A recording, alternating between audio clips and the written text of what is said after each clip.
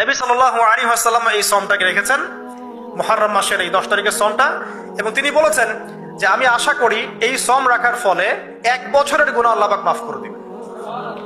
এবং একজন সাহাবী এসে জিজ্ঞাসা করছিলেন যে কোন মাসের রোজা রমাজান মাসের পরে সর্বোত্তম। নবী সাল্লাল্লাহু আলাইহি ওয়াসাল্লাম বলছেন রমাজান মাসের পর সর্বোত্তম সওম হচ্ছে মুহররম মাসের সওম। 3-4টা বিষয় নবী সাল্লাল্লাহু আলাইহি ওয়াসাল্লাম কখনো ছাড়তেন না। ফজরের আগে 2 রাকাত সুন্নাত, মাসের 3 দিন রোজা রাখা, আইয়ামে তাশরিকের আইয়ামে বীজের, তারপরে আপনার আরাফার সওম, এবং এই যে মুহররম মাসের সওম। এই সওমগুলো নবী সাল্লাল্লাহু আলাইহি ওয়াসাল্লাম কখনো ছাড়তেন না। আরো এসেছে একটা বর্ণনা, আমি এটা পেয়েছি ফয়জুল কালামের মধ্যে, যে আশুরার সওম রাখার পাশাপাশি ওই দিন যদি আপনি পরিবার বর্গের উপর খরচ করেন, ইনশাআল্লাহ আপনাকে সারা বছর আল্লাহর পক্ষ থেকে রিজিকের প্রশস্ততা দেওয়া হবে ইনশাআল্লাহ। তো পরিবার বর্গের প্রতি আপনি খরচ করতে পারেন।